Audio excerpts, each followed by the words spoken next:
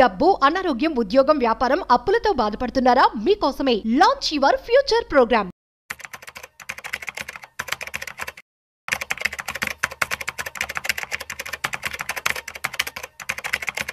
Hello నమస్తే, welcome to Suman TV. ప్రస్తుతం మనతో పాటు స్టూడియోలో మాధవి రెడ్డి గారు ఉన్నారు. వీరితో మనం మార్కెట్ అప్డేట్స్ గురించి కొన్ని విషయాలు మాట్లాడుకుందాం.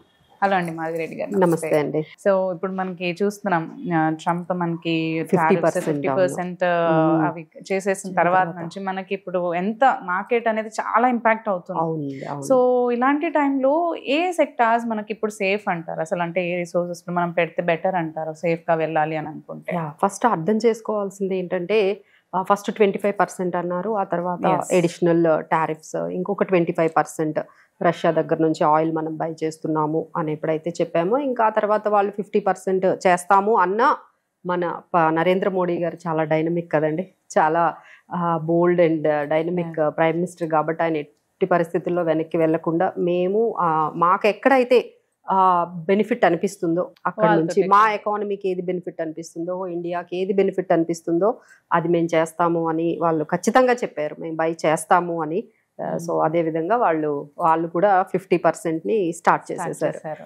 సో దీనివల్ల మనకి 3 వేరియంట్స్ లోని ఇంపాక్ట్ ఉంటుందండి. ఫస్ట్ ఇంపాక్ట్ మనం చూసుకుంటే మాట్లాడుకుంటే ఎకానమీ మీద ఎంత ఇంపాక్ట్ ఉంటుంది. సో అందరూ అనలిస్టులు కానీ అందరూ చెప్పేది ఏంటంటే, మనకి ఈ ట్రంప్ టారిఫ్స్ వల్ల 50% టారిఫ్స్ వల్ల అయితే మనకి ఎకానమీలో 0.9% అంటే దాదాపుగా ఒక 1% అంతే ఇంపాక్ట్ ఉంటుంది. అలానే మన గ్రోత్ ప్రొజెక్టరీ చూసుకున్నట్లయితే జీడిపి గ్రోత్ కూడా అంత ఇంపాక్ట్ ఉండదు, మేబీ 0.2%, 0.1% అనేది చాలా తక్కువ ఇంపాక్ట్ అండి. ఎందుకంటే దృష్టిలో పెట్టుకుని మోదీ గారు ఆ డెసిషన్ తీసుకున్నారండి. ఎందుకంటే మనకి వాళ్ళ దగ్గర నుంచి మనకి ఎంతైతే బిజినెస్ పోతుందో దాని ఈక్వలెంట్ మనకి యుఎస్ అంటే మన రష్యా నుంచి ఆయిల్ కొనడం వల్ల బెనిఫిట్ ఎక్కువ వస్తుంది.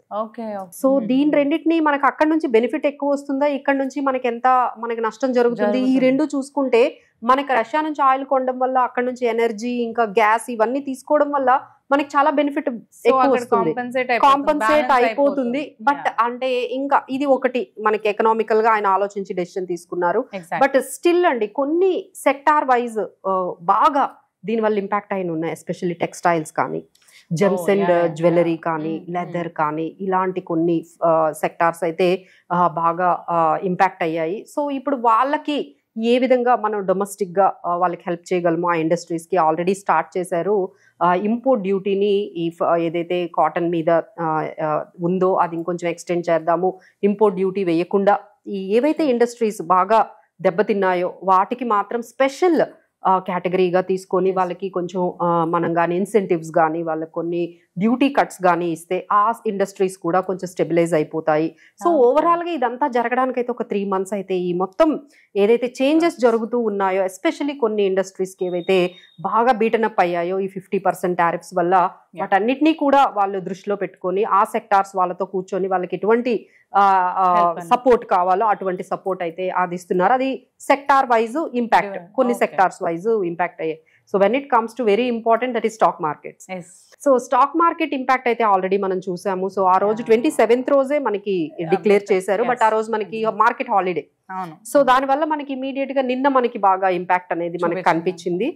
సో ఈ రోజు కూడా మార్కెట్స్ కొంచెం అదే రేంజ్ లో మనకి నెగిటివ్ లోనే క్లోజ్ అయ్యే, దాదాపుగా 24,000 మనకి 460 అంటే మనకి 24,500 అనేది మంచి సపోర్ట్ లెవెల్ అండి. సో అది బ్రేక్ అయింది. సో 24,460 దగ్గర, అలానే సెన్సెక్స్ 80,000ని కూడా బ్రేక్ చేసి 79,922 దగ్గర మనకి ఉన్నాయి. సో ఇంతలాగా అంటే ఎకానమీ మీద ఇంపాక్ట్ లేదు, తర్వాత అంత ఇంపాక్ట్ లేదు అని అందరూ చెప్తున్నా, స్టాక్ మార్కెట్స్కి ఏంటంటే stock market doesn't like uncertainty. ఒక క్లారిటీ అనేది ఇంకా లేదు. అంటే ఇంకా ఒకవైపు ఏమంటున్నారంటే, ఇంకా యుఎస్ తో మన టాక్స్ అనేవి, నెగోషియేషన్స్ అనేవి ఇంకా మేము కంటిన్యూ చేస్తూ ఉన్నాము, నెగోషియేషన్స్ జరుగుతున్నాయి, ట్రేడ్ గురించి, ఒక పాలసీ గురించి, అగ్రిమెంట్స్ గురించి మాట్లాడుతూ ఉన్నాము అనేది ఒకవైపు నడుస్తూ ఉంది. సో దీని ఇంపాక్ట్ ఎంతవరకు ఉంటుంది, ఇదంతా ఒక అన్సర్టనిటీ అండి. ఇదంతా కూడా క్లారిటీ రావడానికి it may take another 2 quarters అన్న టైం పడుతుంది. సో మార్కెట్స్ కి ఏంటంటే ఎప్పుడు అన్సర్టనిటీ నచ్చదు. సో అందుకని ఇమీడియట్ గా మార్కెట్స్ హ్యావ్ రియాక్టెడ్. సో ఇప్పుడు మార్కెట్స్ ఏ విధంగా ఉండబోతాయి అని మనం ఆలోచించినట్లయితే 24,650 వరకు హోల్డ్ చేసేంత వరకు మార్కెట్స్ అనేది కొంచెం సెల్ ఆఫ్ లోనే ఉంటుందండి. ఎప్పుడైతే మనం 24,650 అబౌవ్ మార్కెట్ కానీ ఉండగలిగితే అప్పుడు మనం కొంచెం ఈ డైరెక్షన్స్ అనేవి కొంచెం పాజిటివ్ లోకి వెళ్తాయి. 650 బిలో ఉన్నంత వరకు మార్కెట్స్ అయితే ఈ విధంగానే నర్వస్ గానే మనకి సెల్ ఆఫ్ లోనే మనకు కనిపిస్తుంది. సో నెక్స్ట్ ఇంకా మనకి సపోర్ట్ లెవెల్స్ అయితే 24,350 అండ్ 24,200 వరకు వెళ్ళే ఛాన్సెస్ ఉన్నాయి. అలానే 24,650 అబౌవ్ గానే వెళ్ళినట్లయితే 24,800 25,000 వెళ్ళే ఛాన్సెస్ ఉన్నాయండి. సో ఈ విధంగా మార్కెట్స్ అనేవి అన్సర్టనిటీ వల్ల ఈ డిఫరెంట్ కైండ్స్ ఆఫ్ న్యూస్ ఏదైతే వస్తుందో దానివల్ల కొంచెం బాగా అంటే దీనివల్ల అంటే కొన్ని చాలా జాబ్స్ కూడా ఇంపాక్ట్ అవుతాయండి. అంటే 1.5 lakh jobs are in trouble అనేసి చెప్తున్నారు. ఎందుకంటే ఇవన్నీ లేబర్ ఇంటెన్సివ్ అయిన మనకి జెమ్స్ అండ్ జ్యువెలరీలో టెక్స్టైల్స్ కి సంబంధించిన వాటిలో అలానే కొన్ని మనము సీ ఫుడ్ సంబంధించినవి కూడా చాలా వరకు యుఎస్ కి మనకి వెళ్తూ ఉంటాయండి ఎక్స్పోర్ట్స్. సో వాళ్ళందరికీ ఏంటంటే ఇప్పుడు ఒక రకమైన మళ్ళీ కొత్త మార్కెట్స్ వెతుక్కోవాలి కదా. So there is no end. అంటే మా యుఎస్ కి పంపించకపోతే బిజినెస్ క్లోజ్ చేయాలని కాదు, but we need to find the new markets. ఈ న్యూ మార్కెట్స్ తెచ్చుకోవడానికి టైం పడుతుంది. అంతవరకు ఆ 2-3 months అవనియండి, ఒక క్వార్టర్ అవనియండి, బిజినెసెస్ అన్ని స్లో డౌన్ అవుతాయి. సో వాళ్ళు కూడా ఎటువంటి డెసిషన్స్ తీసుకోరు. సో ఎంతమంది వర్కర్స్ ని తీస్తారు, ఎంతమంది వర్కర్స్ ని ఉంచుతారు, మళ్ళీ ఎప్పుడు ఎంప్లాయ్ చేసుకుంటారు. So these kind of things are happening in the market. So ఇప్పుడైతే మన దగ్గర 3 డైనమిక్స్ అయితే నడుస్తూ ఉన్నాయండి. ఒకటి ఏంటంటే ఎక్స్పోర్ట్ డైవర్సిఫికేషన్. అంటే ఈ కంట్రీ కాకపోతే యుఎస్ కాకపోతే మనం నెక్స్ట్ కొరియా ఉంది, తర్వాత థైలాండ్ ఉంది, ఇండోనేషియా ఉంది, అలానే ఇంకా మనకి అరబ్ కంట్రీస్ ఉన్నాయి, China, Russia, all the countries we are approaching for further exports. మన కంట్రీకి సంబంధించిన ఏవైతే గూడ్స్ ఉన్నాయో ఎక్స్పోర్ట్స్ ఉన్నాయో యుఎస్ కి కాకపోతే ఇంకా మిగతా ఏ కంట్రీస్ కి మనం పంపించగలము. సో ఆల్రెడీ పిఎం మోడీ గారు ఆల్రెడీ జపాన్ లో ఉన్నారు. ఆయన ఆల్రెడీ అగ్రిమెంట్స్ అనేవి స్టార్ట్ చేస్తూ ఉన్నారు మిగతా కంట్రీస్ తో. Russia is also always there for us to take all the మన దగ్గర ఉన్న ప్రోడక్ట్స్ అన్ని వాళ్ళు బై చేస్తా ఉన్నారు. అలానే చైనాతో కూడా మళ్ళీ ఫ్రెండ్లీ రిలేషన్షిప్స్, ట్రేడ్ రిలేషన్స్ అనేవి స్టార్ట్ అయ్యాయి. సో ఈ విధంగా బట్ ఏంటంటే ఇవన్నీ కన్సాలిడేషన్ ఫేజ్ అండి. So it takes time. ఇంకోటి ఏంటంటే మనకి డొమెస్టిక్ గా డిమాండ్ పెంచడానికి గవర్నమెంట్ మనకి జిఎస్టీ రేషనలైజేషన్ తీసుకొచ్చింది. అది September 3rd and 4th finalise అవుతుందండి. September 3rd and 4th మనకి మినిస్టర్ ఆఫ్ ఈ మినిస్టర్స్ తో government of group of ministers తోని ఒక మీటింగ్ ఉంది జిఎస్టీ రేషనలైజేషన్ మీద.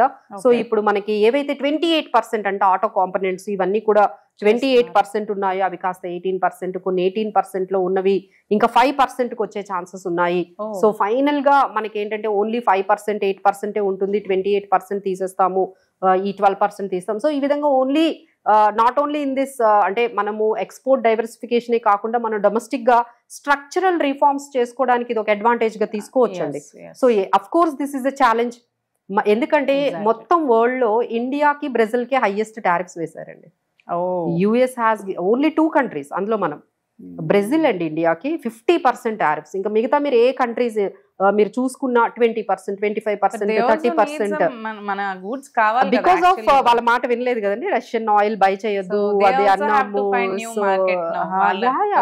మనం ఇచ్చిన క్వాలిటీ ఇప్పుడు వాళ్ళకి చాలా ఎక్స్పెన్సివ్ అయిపోతూ ఉంది. So because they have got ready ఏం చేద్దాము అన్నట్టుగా వాళ్ళు చేశారు. But we said no, we will keep buying Russian oil అయితే మేము బై చేసుకుంటాం. మాకు ఎక్కడైతే ప్రొటెక్షన్ మా ఫార్మర్స్ కి ప్రొటెక్షన్ కావాలో అది మేము చేసుకుంటాము.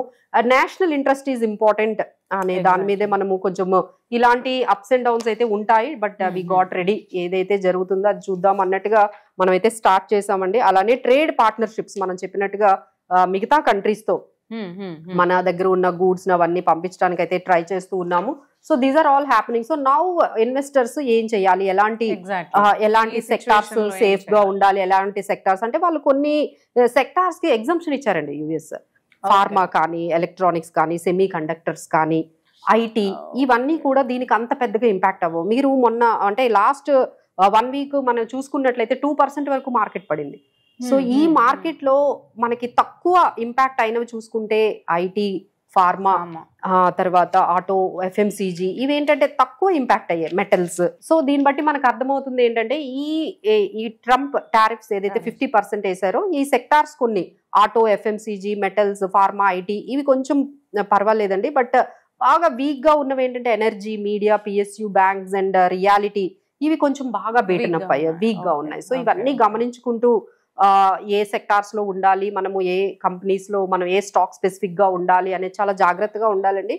సో అందుకనే మేము చెప్తున్నాము diversification and portfolio asset allocation is very important. As a financial planners మేమందరం చెప్పేది ఏంటంటే అసెట్ అలొకేషన్ ఉండాలండి. ఇలాంటి సిచ్యువేషన్స్ లో మన పోర్ట్ఫోలియో స్ట్రాంగ్ గా ఉండాలంటే డెట్ లో ఉండాలి, గోల్డ్ అండ్ సిల్వర్ లో కూడా ఉండాలి. ఇప్పుడు silver is booming a lot అండి, ఎందుకంటే ఈవీ అనేది చాలా స్టార్ట్ చేశారు అన్ని కంట్రీస్ లో కూడా. తర్వాత solar energy, so solar energy is taking up everywhere.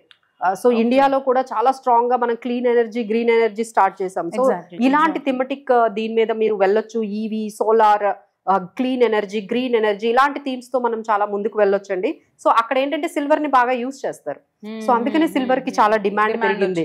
Gold కన్నా సిల్వర్ పెరిగే అవకాశమే ఎక్కువగా కనిపిస్తుందండి. సో ఈ విధంగా మీరు గోల్డ్ ఈటీఎఫ్స్, సిల్వర్ ఈటీఎఫ్స్, తర్వాత డెట్ ని కూడా, డెట్ కూడా మనకి బాగా బాండ్ మంచి రిటర్న్స్ అనేవి ఇచ్చాయండి. 8-9%, కొన్ని అయితే 10% కూడా డెట్ ఫండ్స్ ఇచ్చాయి. సో ఇప్పుడు ఏంటంటే ఓన్లీ ఈక్విటీయే కాకుండా ఇలాంటి ప్రోడక్ట్స్ కూడా మనం యాడ్ చేసుకుంటే బెస్ట్ అండి. అండ్ ఇంకోటి ఏంటంటే 2-3 ఇయర్స్ నుంచి రిటర్న్స్ బాగా ఎక్కువగా చూసారు ఇండియన్ ఇన్వెస్టర్స్. ఆల్మోస్ట్ 20%, 30% రిటర్న్స్ అనేవి చూసారు. సో ఇప్పుడు ఏంటంటే అంత రిటర్న్స్ అయితే ఎక్స్పెక్ట్ చేయడానికి లేదండి. Equity markets have become more dynamic, more challenging కాబట్టి. So your expectations could be 12-15%. ఇలా మోడరేట్ గా పెట్టుకుంటూ చక్కగా మనము ఏంటంటే అసెట్ అలొకేషన్ చేసుకుంటూ, డైవర్సిఫికేషన్ చేసుకుంటూ మన గోల్స్ ని ఎలా రీచ్ అవ్వాలి, వెల్త్ క్రియేషన్ అనేది ఎలా ఉండాలి. But I know this is very tough. అందరికి అంత ఈజీగా పానిక్ సిచ్యువేషన్ ఎలాంటి డెసిషన్స్ తీసుకుంటామో అనేది మనకు ఉంటుంది. కాబట్టి మీరు ఎలాంటి ఫైనాన్షియల్ డెసిషన్స్ తీసుకున్నా ఒకసారి ఫైనాన్షియల్ ఎక్స్పర్ట్స్ ని కానీ మమ్మల్ని కానీ మీరు ఒక్కసారి కాల్ చేసి కన్సల్టేషన్ తీసుకొని మీరు కనుక్కొని అప్పుడు ఏదైనా డెసిషన్ తీసుకుంటే బాగుంటుందండి. Don't get panic. How long ఈ సిచ్యువేషన్ ఉంటుందంటారు? 2 quarters అయితే ఉంటుంది. ఎందుకంటే నెక్స్ట్ క్వార్టర్ ఒకటి ఉంటుందండి. నెక్స్ట్ క్వార్టర్ లో రిజల్ట్స్ ఎలా ఉంటాయి, నెక్స్ట్ క్వార్టర్ లో కానీ మన కార్పొరేట్ రిజల్ట్స్ అన్ని కానీ బెటర్ వచ్చాయి అంటే మనం మళ్ళీ పాజిటివ్ గా వెళ్ళొచ్చు. ఈ రోజు జీడిపి మనకి పర్సంటేజ్ ఎంత ఉంది, ఎంత గ్రోత్ ఉంది అనేది వస్తుందండి.